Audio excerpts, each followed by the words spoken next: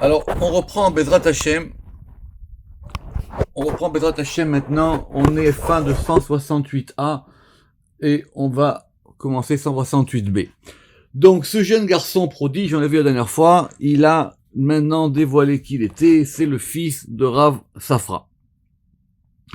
Et maintenant qu'il a, on va dire, réorganisé les choses, à savoir que maintenant il a dit j'ai rompu mon vœu de silence et j'ai parlé de l'histoire de la lumière. Et maintenant, revenons sur le point de départ qui était le fait du Birkat Amazon. Et qui était évidemment lié pour lui au fait qu'il a dit, tant que j'ai pas fait le Birkat Amazon, ou tant que je peux pas le faire comme il se doit, je ne pourrai pas avoir des relations avec ma femme. Et va commencer maintenant un paragraphe très célèbre du Zohar, parce que dans le Zohar, en général, on explique les choses selon des versets. C'est rarement selon des sujets. Or là, on a un paragraphe du Zohar qui va nous expliquer une chose selon un sujet. Et on va nous parler du Birkat Amazon. Et c'est un texte fondamental. C'est pas le seul dans le Zohar, mais en tout cas, c'est le texte fondamental qui est cité souvent quand on veut voir analyser ce que c'est que le Birkat Amazon d'après la Kabbalah et d'après le Zohar. Ce texte, il est cité partout, par le Ramak, le Harizal, il le ramène chaque fois qu'on parle du Birkat Amazon. Enfin bref, c'est un texte fondamental, c'est cette notion. Mais ne perdez pas de vue que maintenant, nous, on veut comprendre le lien qu'il y a entre le Or, le Zera, vous rappelez tout ça, la fertilité, le Birkat Amazon, et qui nous amènera après, si Dieu veut, à la Choupa et au mariage. Pour arriver au mariage de cet enfant qui était un mariage dont on pensait qu'au départ il était un peu raté. Alors, avant de commencer, il faut juste parler un peu du Birkat Amazon. Le Birkat Amazon, donc j'espère que tout le monde sait, c'est la seule beracha qui est deoraita. Le Rama qui le précise, et tout le monde d'ailleurs, c'est la seule bénédiction de la Torah. Toutes les autres bénédictions, elles sont des rabbins. Et c'est même la seule bénédiction explicite dans la Torah. La prière, c'est même pas de Horaïta. La prière, d'ailleurs, la preuve, c'est qu'on ne sait pas. Si on ne sait pas, est-ce que la prière, elle vient des patriarches, des avot, ou elle vient des corbanotes. Le schéma Israël, c'est autre chose.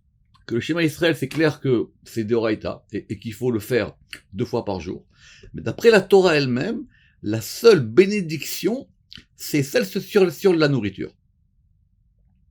Et si on prend le verset, le fameux verset, Ve'achalta ve'savata uverachta, et tu mangeras et tu seras rassasié et tu béniras. La seule bénédiction, c'est donc le Birkat Amazon, et c'est-à-dire la bénédiction après le repas.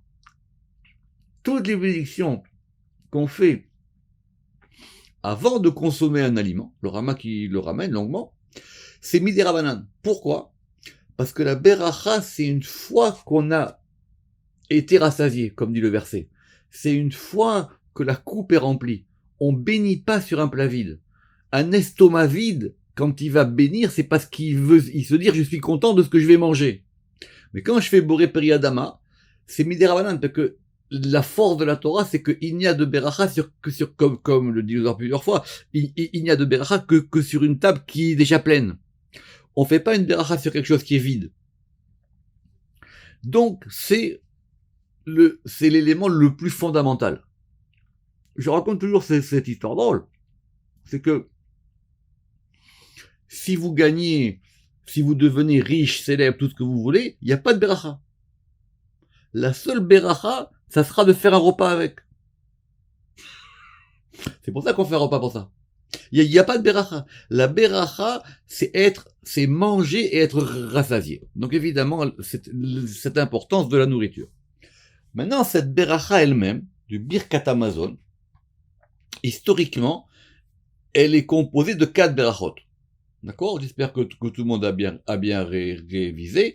Azan et Akol, Alarez al Amazon, Bonne Yerushalayim et Atov Ametiv, Va'ael Avinu Malkenu. Parce que la 4e, elle est placée à l'envers. Historiquement, on a dit que d'après la Torah elle-même, il n'y en aurait qu'une. Ve'achalta ve'savata ou ve'rachta Alarez Atova. Ça serait donc de Alaretz. Et ceux qui connaissent la Sugia dans Brachot, ça va.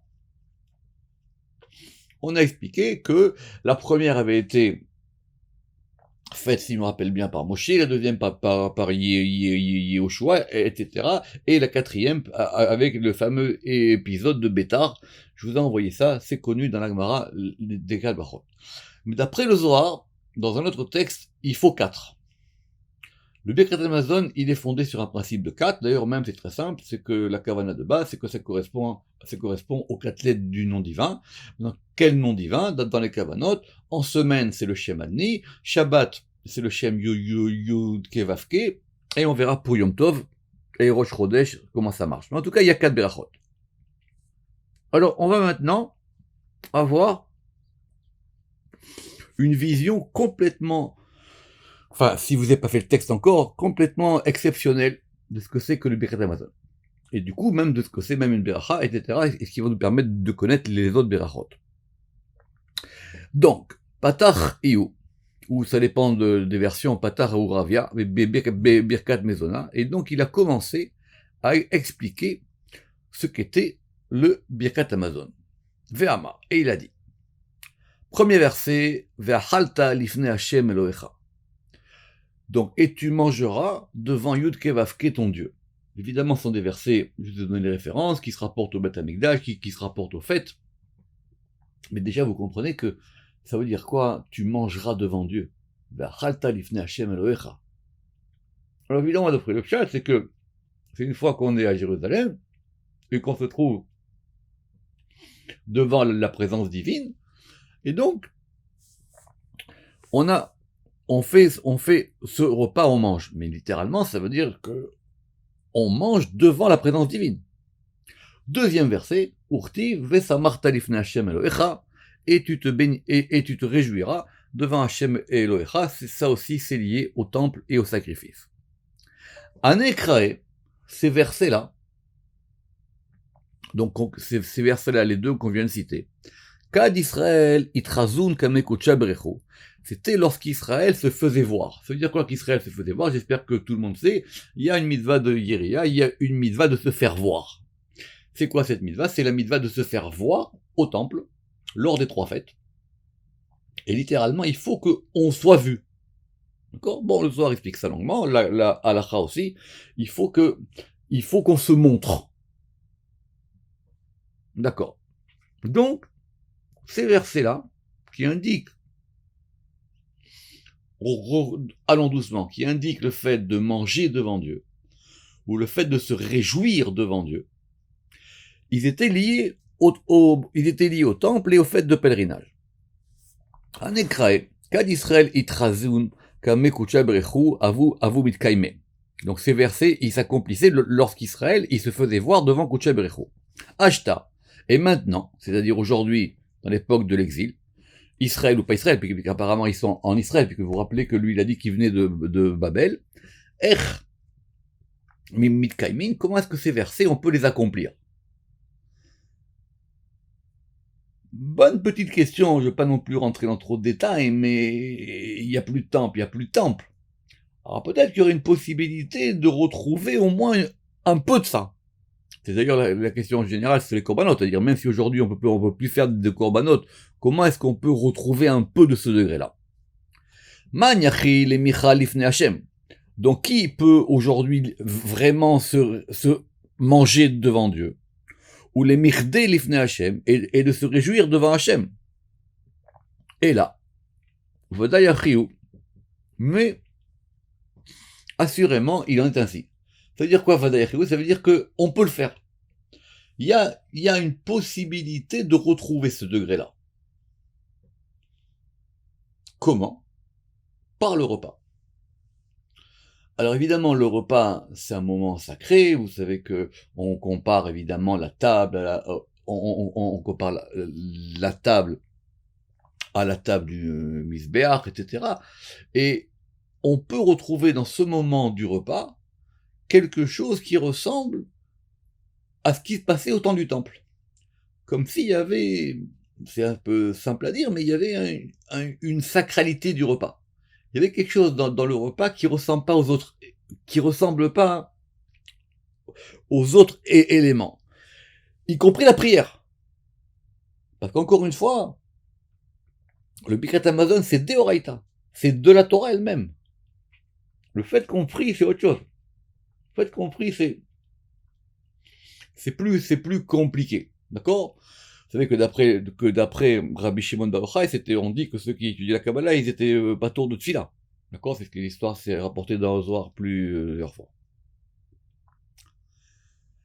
Alors, on va maintenant parler donc de cette notion du repas et du Birkat Hamazon. Bekadmita. Donc commençons par le début du repas. Kad yativ barnash al petouré. Lorsque l'homme, il va s'asseoir sur sa table, mevarech al nahama, il va bénir sur le pain, hamotzi. Alors, vous savez que dans les berachot, il y a des berachot qu'on appelle birkat anehenin, c'est-à-dire des bénédictions par rapport à des choses que l'on va consommer. Je ne parle pas de la bracha quand on voit un arc-en-ciel, quand on voit la mer, quand on voit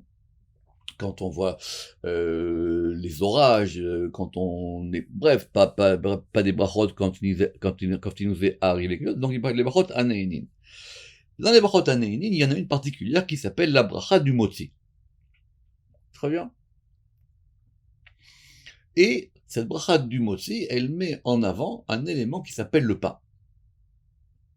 Cet élément qui s'appelle le pain, c'est un monde en soi, le pain. D'abord, c'est quoi un pain? J'ai lu aujourd'hui, par exemple, des choses dans la halakha, quelqu'un qui est allergique au gluten. Alors, comment il peut faire le motzi? Alors, il faut trouver une farine sans gluten. Bon, bref, c'est compliqué, mais en tout cas, le pain, c'est fondamental. À tel point que dans la halakha même, le fait de manger du pain, ça vous dispense de tout le reste. Donc, si vous mangez du pain et une olive, c'est pas la peine de faire Haetz sur l'olive. Ou en tout cas, si vous mangez du pain et une tomate, c'est pas la peine de faire damas sur la tomate. La bracha du pain, c'est une bracha générale qui dispense de toutes les autres brachot. Mais la bracha du pain, elle engage que il faut, si vous avez mangé assez de pain, la seule bracha finale qui sera après, c'est celle du Birkat Hamazon. Donc ici, il commence par la beracha qui va déclencher le Birkat Hamazon. D'accord? On ne parle pas du kiddush, parce que le kiddush, il est lié au fait ou à des événements particuliers. Donc on parle de la bracha. Maintenant, cette bracha, c'est quoi? Baruch ata Hashem, enu melech haolam, hamotzi lechem min haaretz. Donc vous, ça vous semble simple? Ça veut dire quoi, hamotzi lechem min haaretz? Littéralement, qui fait sortir le pain de la terre. Comment le pain il sort de la terre? Alors en général on explique parce que le pain il est lié par rapport au blé, et que le blé il fait de la farine, et que la farine elle va faire du pain. Très bien. Il y a des midrashim qui racontent que le sod de faire du pain c'était donné à Adam Arishon, que d'après la nature humaine, aucun homme n'aurait pu penser qu'en faisant moudre du blé, qu'en faisant faire de la farine, et qu'en la faisant fermenter, on pourrait faire du pain. Il y a quelque chose de sacré dans le pain, de cette manière-là. Mais la question ici, elle va être technique. Maïtahama hamotzi velo motzi. Pourquoi c'est marqué hamotzi et pourquoi c'est pas marqué motzi? En vérité, la Gemara déjà, elle a posé cette question. Et c'est une discussion là-bas. D'ailleurs, je vous rappelle qu'entre parenthèses que ce Zohar-là, il est tellement célèbre qu'on l'a mis dans le Chok d'Israël, dans la parasha Trouma, au jour de jeudi. Donc là, la Gemara, il y a une discussion. Est-ce qu'on doit dire motzi ou hamotzi? Ça change quoi? Ça change quoi? Motzi lechem min haaretz, il sort, motzi, pardon, c'est factitif, il fait sortir le pain de la terre, et hamotzi, c'est celui qui fait sortir le pain de la terre. Donc on va rajouter un he, et ce he, il s'appelle le he hayedia. Il y a encore une nuance grammaticale, c'est que quand on dit hamotzi, c'est qu'il l'a fait, qu'il le fait encore. Dans le He Hayidia, M. Souban, il m'avait expliqué que quand on place le He Hayidia devant un verbe, donc c'est de la grammaire, et c'est pas pareil que quand on place un He Hayidia devant un nom. D'ailleurs, c'est ce qu'on va voir aujourd'hui, ça va être très complexe. Mais quand on place un He Hayidia devant un verbe, on va donc qualifier le verbe. D'accord? Donc, soit c'est le verbe normal, motzi, Et quand on dit motzi, qu'on n'a pas donné d'article au départ, donc on comprend que c'est il. Mais le il n'est pas là, il n'est pas marqué ou motzi. Motzi. Bon, on peut supposer que comme c'est à la troisième personne, donc c'est un il. Donc il manquerait un ou. Quand je dis hamotzi, je qualifie la chose. C'est ça que s'appelle le He'ayidia, c'est-à-dire c'est le He de la connaissance. Il nous fait connaître qui est l'interlocuteur. Mais il ne le désigne pas. Donc c'est à la fois quelque chose qui qualifie et à la fois quelque chose qui cache. La différence qu'il y a entre motzi et hamotzi. Lisons le Zohar. Maïtama hamotzi velo motzi. La preuve. Et parlons de Dieu. Des actives, Boré Hashamaim. C'est marqué, donc vous avez les références dans le PDF, c'est marqué Boré Hashamaim. Il crée les cieux. Et c'est pas marqué Velactive Haboré. Et c'est pas marqué celui qui crée. C'est marqué ailleurs, Oseeretz Bekocho. Il fait la terre avec sa force. Veloctive à Osearetz. Et il n'y a pas marqué celui qui fait la terre. Maïtamacha Hamotzi. Pourquoi ici c'est marqué Hamotzi? Tu veux me dire que le pain, il est d'origine divine, et que c'est Dieu qui a fait sortir le pain de la terre? Alors très bien. Pourquoi tu me dis Motzi? Pourquoi tu dis Motzi ou Hamotzi? C'est la même chose. Pourquoi est-ce que c'est important ce Hamotzi? D'ailleurs, c'est une question d'Alakha, quelqu'un qui dirait Motzi, est-ce que ça marche ou pas? Ces lignes du Zohar qu'on va voir maintenant, elles ont donné lieu à une grande littérature, et je vous renvoie à ce qu'on a vu dans la lettre E, dans Char Erker Kinouim, ou le Rama qui va développer ça longuement. Mais déjà, grammaticalement, il y a une différence entre le He'ayidia qui est accolé à un nom et le He'ayidia qui est accolé à un verbe. Très bien. Par exemple, et ce qu'on va voir d'ailleurs, quand on dit lechem, ou quand on dit halechem, quand on dit halechem, ça veut dire littéralement c'est le pain. Le pain. Quand on dit lechem, c'est du pain. D'accord? Comme en hébreu, il n'y a pas d'article indéfini, lechem, normalement, ça indique du pain. Le He'ayidia, qu'est-ce qu'il fait? Il va donner un dagesh à la première lettre du mot qui vient après. D'accord? Très bien. Motzi, ça s'écrit même.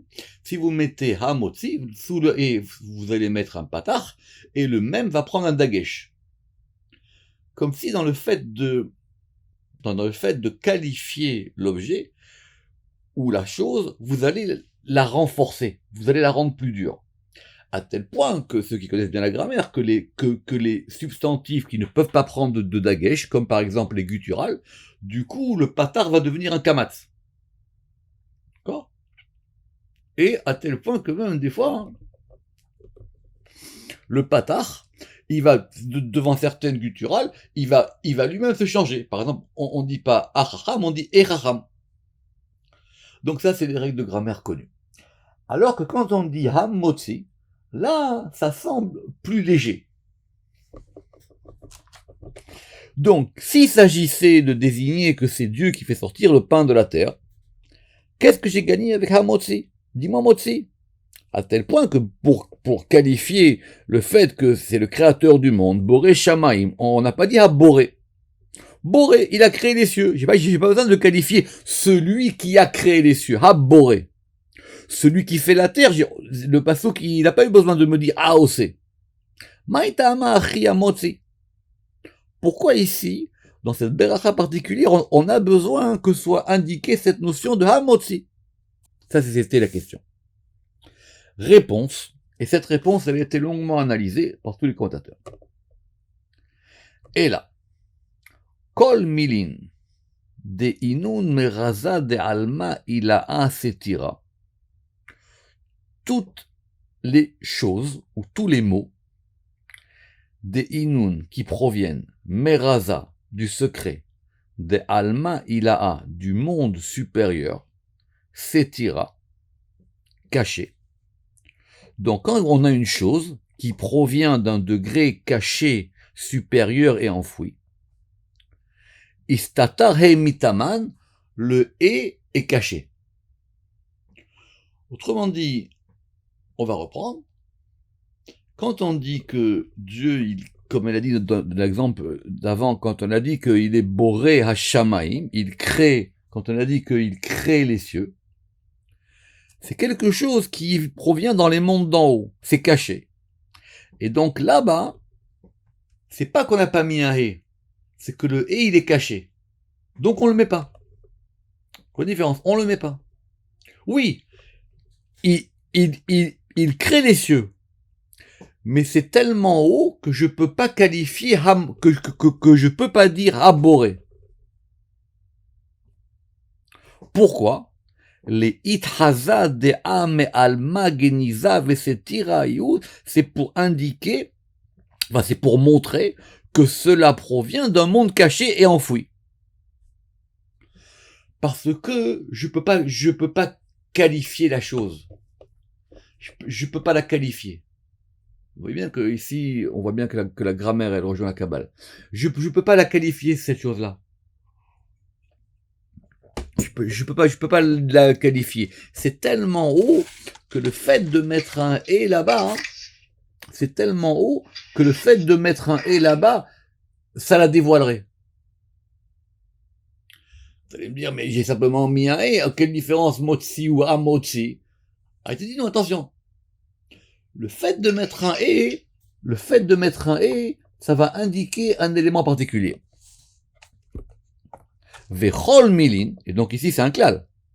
Et vechol milin, et toutes les paroles, de inun me'alma d'idgalia yoter, et toutes les paroles qui proviennent d'un monde qui est plus dévoilé. Alors là, on va marquer un he, ktiv he. Pourquoi est-ce qu'il a dit que c'est plus dévoilé? Comme je vous ai dit, dans le he, on n'indique pas qui est le sujet. Dans le et, on indique qu'il y a un sujet. Oui, il y a un sujet. Mais c'est un sujet caché. Mais c'est Hamotzi. Il y a quelqu'un qui a fait sortir le pain de la terre. Alors que si je dis Motzi, du coup, je dis pas qui c'est. Et je peux même pas le qualifier. Donc dans le processus de qualification, on va dire de désignation de la chose, je peux pas encore mettre ce et à Yedia. Alors, il y a donc, et ici, et tout ce qui a intéressé les commentateurs, c'est que ici, c'est considéré comme étant une règle. C'est-à-dire, je reprends, chaque fois, Kol midin dinun merazad al-maila setira isatare metaman. Toutes les paroles qui proviennent du secret d'un monde supérieur caché, alors le et, il est caché. Les traza de ame alma geniza etc. pour montrer que cela provient d'un monde qui ganise. Alors la différence qu'il y a entre ganis et satire, évidemment, ganis c'est plus fort, satire c'est caché et ganis c'est enfoui. Vechol milin de nun me alma dit gelayatir. Et toutes les paroles qui proviennent d'un monde qui est plus dévoilé, yatir, encore plus, alors c'est marqué un et. La preuve, amotzi bemispar tsevam. Quand il s'agissait de la création des cieux, quand il s'agissait de faire la terre, il n'y a pas de et là-bas. Maintenant, quand on parle que Dieu il fait sortir les forces célestes, amotzi bemispar tsevam, il fait sortir en nombre les armées, ses armées. À Koré les Meayam, il va appeler les eaux de la mer. Donc on parle de choses qui sont beaucoup plus dévoilées. C'est-à-dire on fait sortir en bas même que des cohortes d'anges. Donc c'est lié par rapport à des choses d'en bas. On va appeler les eaux de la mer, donc la mer qu'on peut désigner. Kulehu merazad de alma tatahiu. Tout ça, ça provient du secret du monde inférieur. Très bien. Donc, premièrement, on va maintenant essayer de comprendre pourquoi est-ce que sur Motzi, on a dit Hamotzi. Alors, littéralement, le pain, il est en bas. Le pain, il est en bas. Il faut qu'il y ait un meunier, il faut qu'il y ait un agriculteur, il faut qu'il y ait un boulanger, il faut qu'il y ait tout ça, hein, pour qu'il y ait du pain. Donc, comme c'est lié à quelque chose qui est d'un degré d'en bas, alors là, on a mis un et. Mais c'est pas fini. Ça, c'était en ce qui concerne les verbes. Mais en ce qui concerne les noms, ve'irtiv bishma. Si maintenant c'est par rapport à un substantif, et que le substantif, on va lui mettre un et. Par exemple, la hel agadol, comme dans la Amida, la hel agadol, la gibor ve'anora. Pourquoi on a mis là-bas des he là-bas? Pourquoi des fois c'est marqué Elohim? Pourquoi des fois c'est marqué A Elohim? Très bonne question. Abou Lafia, il parle de ça dans Or Sichel. Pourquoi on dit des fois Elohim? Pourquoi on dit A Elohim? Alors en général, le E Haïdia, on peut pas le mettre, et vous avez remarqué qu'ici on parle des noms divins. Alors le Haïdia, il va pas toujours devant tous les noms divins. Par exemple, on n'a jamais vu qu'il y ait marqué Ashadai. D'accord? Mais selon, dans certains noms divins, on a vu des cas où on pouvait rajouter un E. Pourquoi est-ce qu'on a dit Ahel Agadol? Pourquoi est-ce qu'on a dit Ahel? Ahel, le L. Agadol, le grand. Alors là, la règle elle va être beaucoup plus compliquée. Iartiv. Bishma yu behe. Kegon Ahel Agadol. Veacha deiu beorach satim. Et parce que ici, il est dans une voie cachée, mais raza de alma tata'a, du secret du monde d'en bas. Alors le Ramak il a eu beaucoup de difficultés avec ça, puis qu'il donne une version dans le Pardes, il donne une version ici. Et l'une des hypothèses, ça serait que la règle, elle est inversée. Que quand on dit elle, alors elle, c'est stam elle, c'est juste elle. Mais quand on dit à elle, on le qualifie. Or, si on le qualifie, ça correspond à un degré, à l'inverse, ça correspond à un degré qui serait plus caché, mais qui proviendrait quand même d'un degré inférieur. Ve'acha. Deiu beorar satim meraza de almatata. Et ici, parce qu'il est dans une voie cachée, et il provient d'un secret du monde inférieur. Sur ça, on a déjà fait des cours, je ne vais pas les refaire. Je vous renvoie simplement à ce que dit le Ramak sur la lettre He, dans Erke Kinoim, au début, où il va ramener longuement ce Zohar. Retenez quand même que pour le mot tsi, il n'y a pas de discussion. Parce que le mot tsi, d'abord, c'est un verbe, et dans le mot tsi, on a deux he. Hamotsi lechem min haaretz. Donc on a deux he. Alors là, il va expliquer que du coup, ces deux he, ils vont correspondre aux deux pains. Quand on fait le motzi Shabbat, il faut les deux pains pour avoir ces deux he. Hamotzi lechem min haaretz. D'ailleurs, d'après dans les Kavanot, quand vous faites la bracha, c'est Baruch Ata Hashem, c'est vous prenez le yud, Hamotzi le he, lechem c'est un vav, Hamotzi lechem min haaretz, et vous avez un he, et donc vous recomposez un shem yud kevav qui est comme ça. Maintenant, qu'est-ce qu'on veut avec ce et? On veut avec ce et à la fois indiquer une chose et à la fois qualifier un élément. Parce que c'est sûr que sur le Haaretz, il n'y a pas de question. Vous avez vu qu'il n'a pas posé la question sur Haaretz. On aurait pu dire Amosi lechem min Eretz. Pourquoi on a marqué min Haaretz? Alors c'est vrai que le min en général, il introduit un Heaïdia quand on veut être vraiment un puriste, mais c'est pas non plus obligé. Mais on veut maintenant se retrouver dans le bracha du motzi avec deux haies. Parce qu'on veut indiquer, alors évidemment les deux haies correspondent toujours aux deux haies du tétragramme, il y a le haies d'en haut, le haies d'en bas, un qui est de la bina, un qui est de la malchoute, ça si on veut rentrer dans les sphirotes, ça c'est facile. Parce qu'on veut que dans cette beracha du pain, qui est la beracha inaugurale du repas, qui est cette beracha qui va déclencher le Birkat Hamazon, on fasse descendre des choses. On soit dans une certaine adéquation avec des éléments, on va dire, divins, célestes, mystiques, tout ce que vous voulez, employez les adjectifs qui vous plaisent. L'Akbar, elle dira, si tu veux voir vraiment qu'il y a un sage et qu'il n'y ait pas un sage, ne va pas à ses cours. Va manger avec lui. Tu verras comment est-ce que ça se passe à sa table. Kivan de Mevarer Barnash, parce que puisque l'homme, il a fait cette bénédiction du pain, Shrinta Atia Kame, la Shechina, elle vient devant lui. Nous, on pensait tranquille, manger un sandwich entre copains. Et ben, c'est pas ça. Dans cette beracha, dans ce repas-là, la Shrina, elle est là. Uma de Amar. Et quand de ce qui a été dit, Ve'achalta lifne Hashem Elohecha, qu'on a le verset plus haut, et tu mangeras devant Hashem de ton Dieu. Acha. Ça veut dire quoi? Achli le malala bemilin de oraita. C'est pour pouvoir totaliser et de parler de paroles de Torah. Pourquoi on parle de paroles de Torah à table? Pourquoi est-ce qu'il faut ça? Parce qu'on a la shrina, on a le degré féminin. Alors maintenant, il faut lui adjoindre le côté masculin. C'est pour ça que le verset, il a dit, Lifne Hashem, Elohecha. Je relis. Acha achli le malala bemilin doraita. De achi tarich, parce qu'il en est ainsi. Oil vekucha berichu kame de kaima.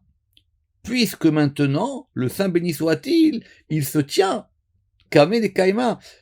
Mais, alors, il se tient devant lui, pour pouvoir arriver à ce degré qui s'appelle les kaima ze ashulchan asher lifne Hashem. Alors ceux qui font le birkat, c'est une phrase en général qu'on dit en introduction au birkat, ze ashulchan asher lifne Hashem. C'est un très beau verset. De quoi on parle? On parle évidemment de la table du temple.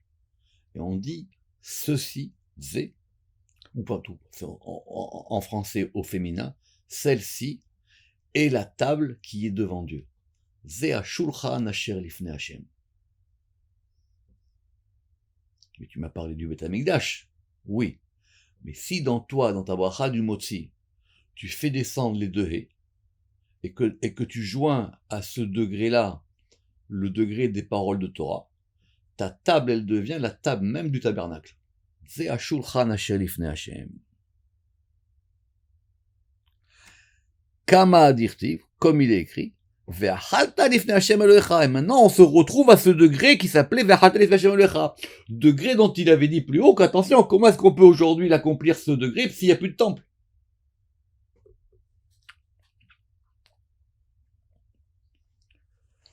O'il ve'kaim barnash kame mare. Et puisque maintenant l'homme, il se tient devant son maître, c'est-à-dire que maintenant c'est fait. Donc vous mangez, vous êtes à table, vous êtes devant le patron. Votre table, c'est la table du Beth Amikdash.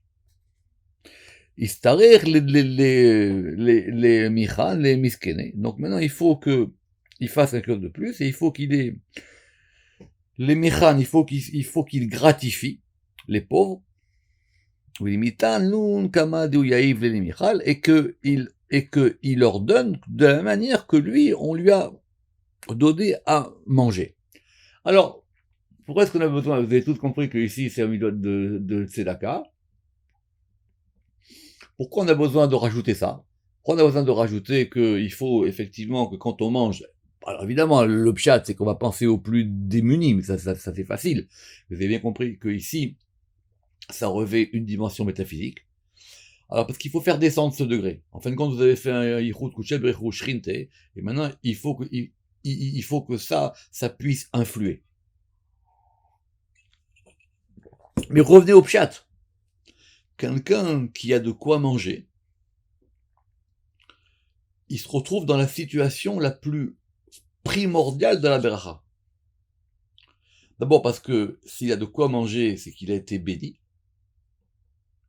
Rappelez-vous que le plus haut degré dans les 40 ans du désert, c'est qu'ils reçoivent la manne, c'est qu'ils reçoivent un pain du ciel. Qu'est-ce qu'ils ont eu pendant 40 ans? Du pain, de l'eau, c'est marqué là, c'est marqué. Qu'est-ce qu'on a eu? On n'a pas changé nos vêtements pendant 40 ans.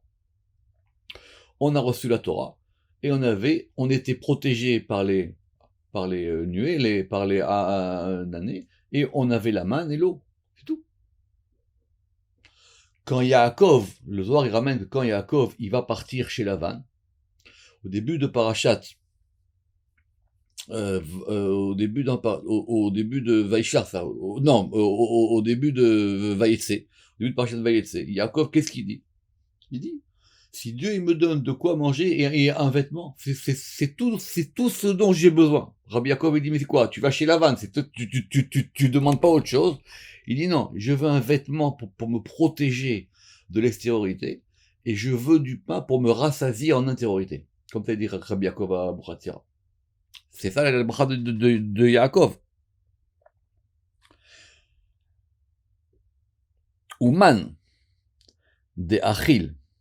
Kame Malka Kadisha. Et donc celui maintenant qui mange devant le roi saint, c'est-à-dire celui qui est arrivé à ce degré que c'est pas simplement qu'il mange avec sa famille ou ses copains ou tout seul, maintenant il est devant le patron.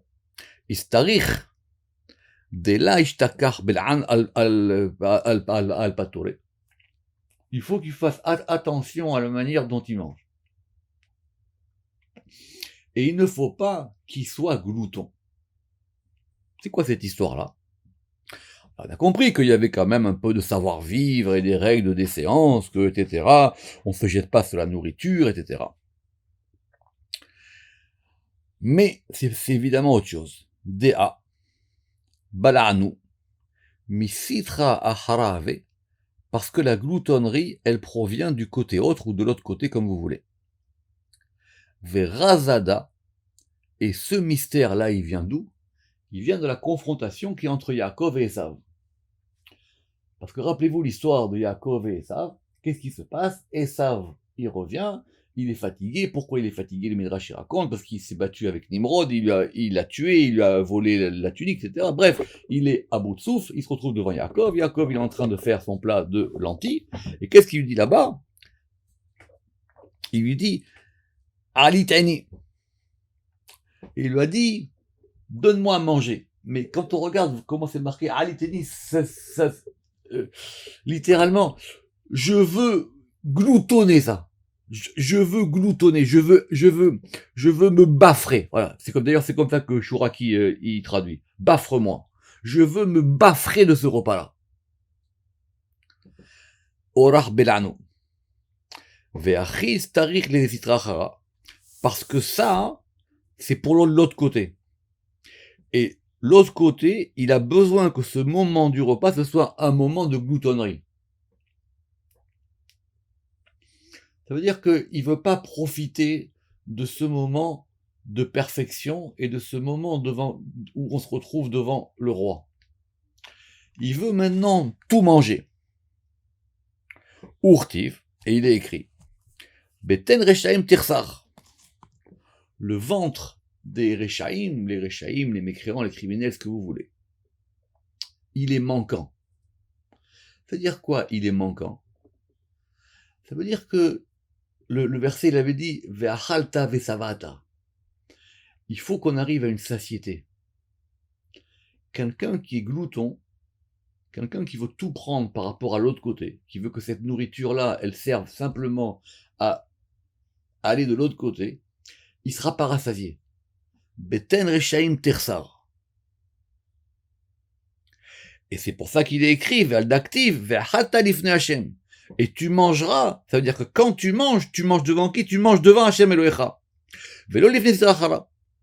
Et pas devant l'autre côté. Donc il faut que dans ce rapport à la nourriture, il y ait un rapport au divin. Donc maintenant, ce moment d'union, on va dire d'union ou de perfection au moment du repas, il ne faut pas l'entacher. Donc soit par le fait que maintenant je veux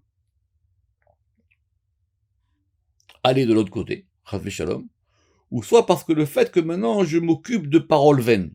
D'accord? Rappelez-vous l'histoire de Rabbi Shimon à propos de Shabbat et des repas du Shabbat, que effectivement, Rabbi Shimon il a dit à sa mère tais-toi, on ne parle pas Shabbat de choses vaines, et surtout quand on est à table.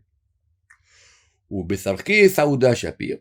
Et alors, c'est pas dans toutes les versions, évidemment, parler de tous les besoins qui sont liés à la table. Alors, c'est-à-dire que le pshat, passe-moi l'eau, passe-moi le sel, etc., ça, tout ça, effectivement, on peut en parler. Ve'starir leitasak bemilin doraita. Et il faut s'occuper de paroles de Torah à table. Kad milin doraita itmar al petore. Parce que lorsque des paroles de Torah elles sont dites sur la table de l'homme, écoutez bien ça, Ya'iv a ou barnash tukfa les marais. L'homme, il va donner de la force à son maître. Doucement.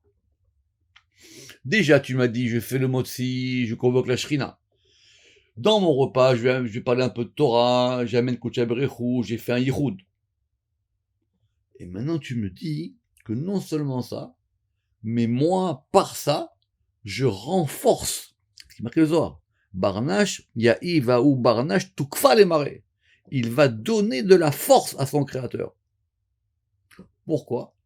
Parce qu'il fait exactement la même chose que dans le Beth Amikdash. Il unifie les choses, il rassemble les choses et il provoque maintenant une union des choses. On verra la suite la prochaine fois. Baruch Adonai Le'olam. Amen ve Amen.